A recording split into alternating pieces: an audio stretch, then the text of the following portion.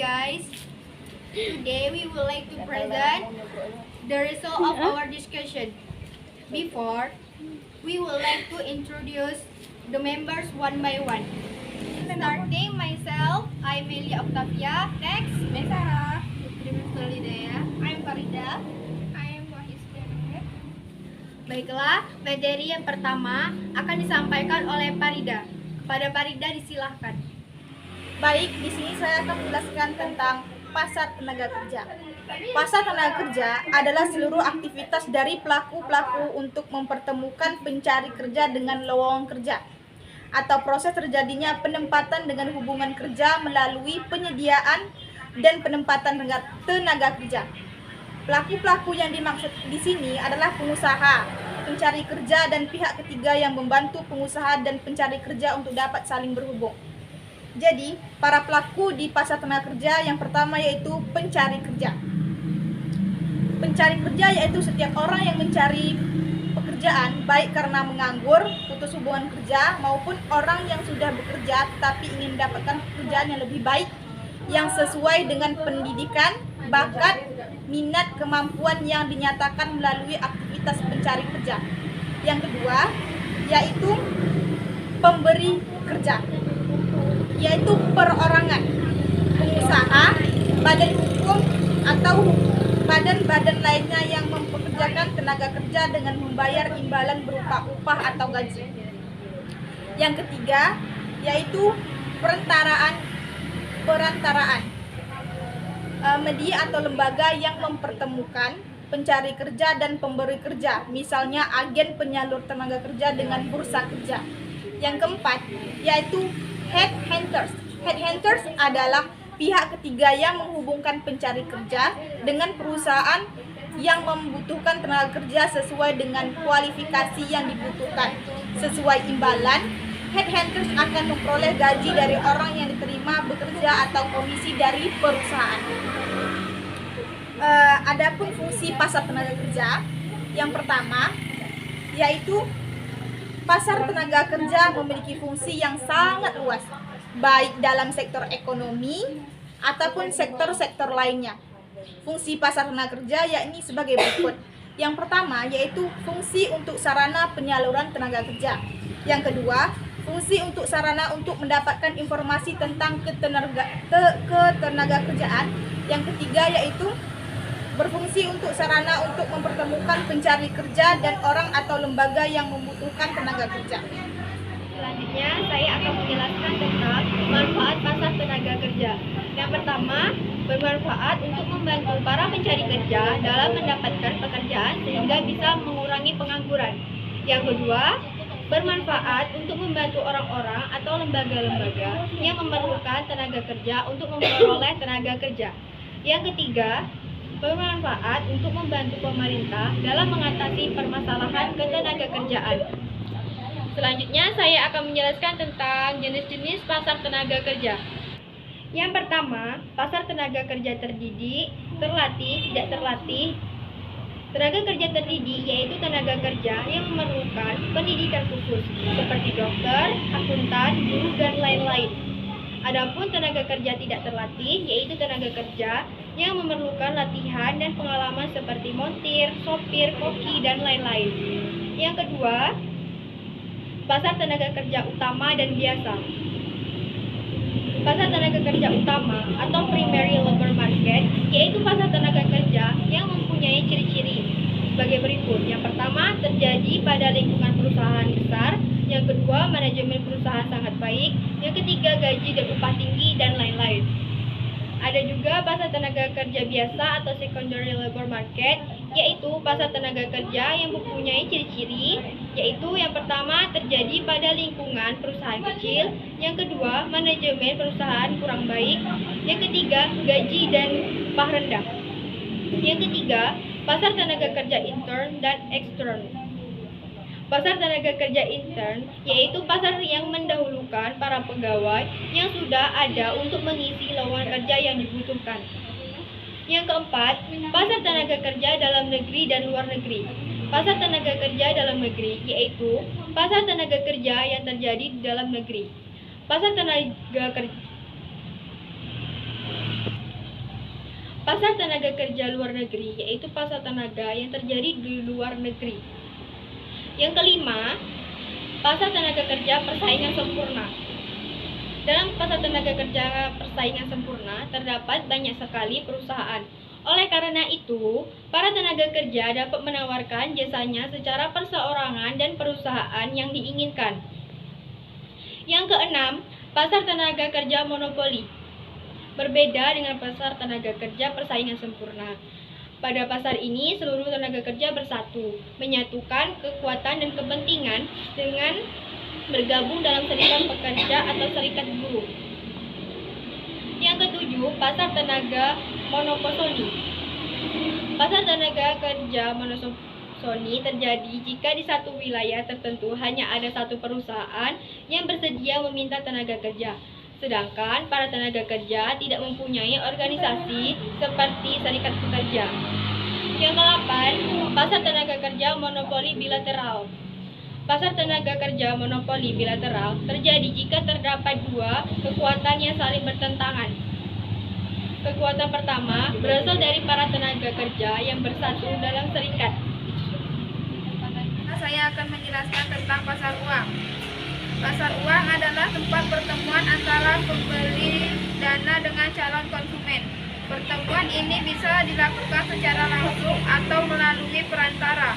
Pasar uang muncul karena ada transaksi permintaan atau penawaran terhadap sejumlah dana atau surat-surat berharga jangka pendek, umumnya di bawah 270 hari.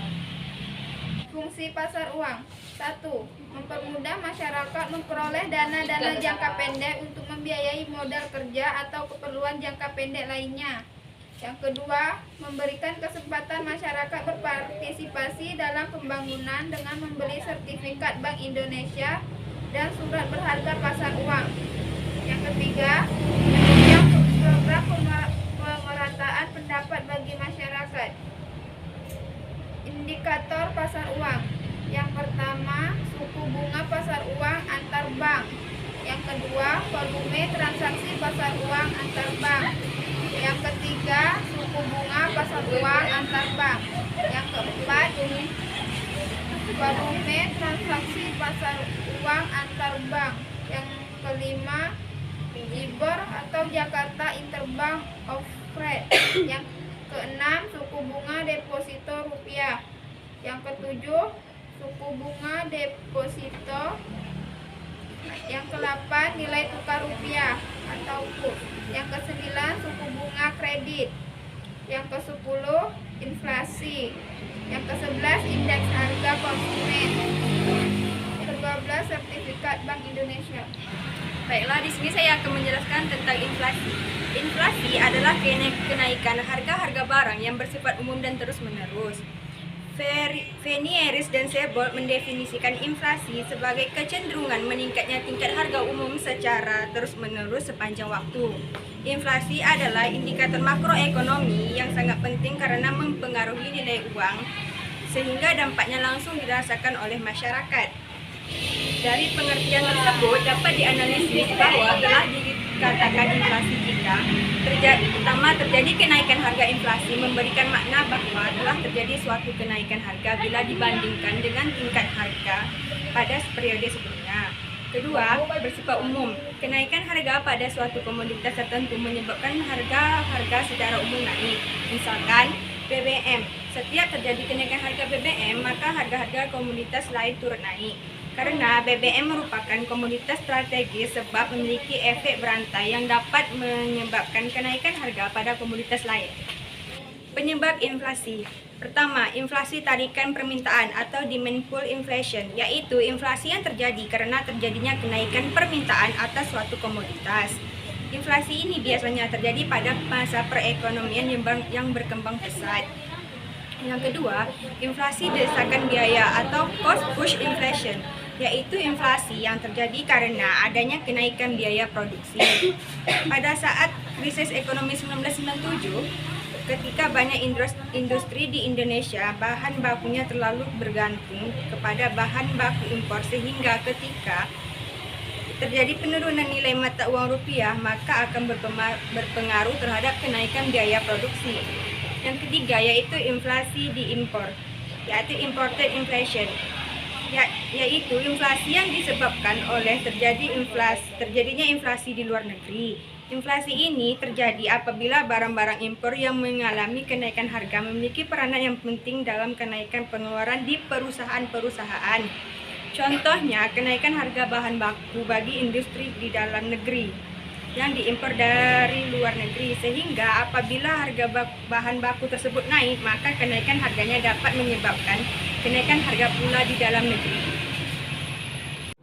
Baiklah, saya akan menjelaskan tentang teori inflasi. Yang pertama, teori kuantitatif. Teori kuantitatif adalah teori yang paling tua mengenai inflasi. Teori ini menyoroti peranan dalam proses inflasi dari jumlah uang yang beredar dan psikologi masyarakat mengenai harga-harga. Yang kedua, teori Keynes. Teori ini terjadi karena suatu masyarakat ingin hidup di luar batas kemampuan ekonominya. Proses inflasi menurut pandangan ini tidak lain adalah proses perebutan baik rezeki di antara kelompok sosial yang menginginkan bagian lebih besar daripada yang biasa disediakan oleh masyarakat tersebut. Yang ketiga, ada teori strukturalis. Teori ini didasarkan pada pengalaman negara di Amerika, terutama lebih disebabkan oleh faktor struktural perekonomian. Menurut teori ini, ada dua masalah di dalam perekonomian negara berkembang mengakibatkan inflasi. Yang pertama, penerimaan ekspor tidak elastis, yaitu pertumbuhan nilai ekspor yang lebih lambat dibandingkan dengan pertumbuhan sektor lainnya. Hal tersebut disebabkan oleh memburuknya dan produksi barang ekspor kurang responsif terhadap kenaikan harga. Dan dengan melambatnya pertumbuhan ekspor, maka akan terhambatnya kemampuan untuk mengimpor barang-barang yang dibutuhkan. Baiklah, saya akan menjelaskan tentang macam-macam inflasi. Yang pertama, ada inflasi ringan. Jenis inflasi ini ditandai dengan peningkatan laju inflasi yang rendah. Biasanya, jenis inflasi ini kurang dari 10% setahun. Ciri dari inflasi ini adalah kenaikan harga yang relatif lambat dan berlangsung dengan lambat. Yang kedua, ada inflasi sedang. Jenis inflasi ini sedikit lebih tinggi dibandingkan dengan inflasi ringan. Laju inflasi sedang berkisar antara 10-30% per tahun. Jenis inflasi ini ditandai dengan kenaikan harga yang cukup besar dalam waktu yang singkat. Yang ketiga, ada inflasi berat. Sesuai dengan namanya, jenis inflasi ini adalah tergolong berat. Lajunya inflasi jenis ini mulai dari 30-100% setahun. Pada tingkat ini, harga kebutuhan masyarakat naik secara signifikan dan sulit dikendalikan. Yang keempat, ada inflasi sangat berat. Jenis inflasi ini dirasakan karena terjadi secara besar-besaran dan mencapai lebih dari 100% setahun. Indonesia pernah mengalami inflasi sangat berat, bahkan mencapai 60%. Penyebabnya karena terjadi pencetakan uang secara besar-besaran demi menutup defisit anggaran pada waktu itu. Sekian, terima kasih. Okay, that's all we can say. Thank you for attention. Wassalamualaikum warahmatullahi wabarakatuh.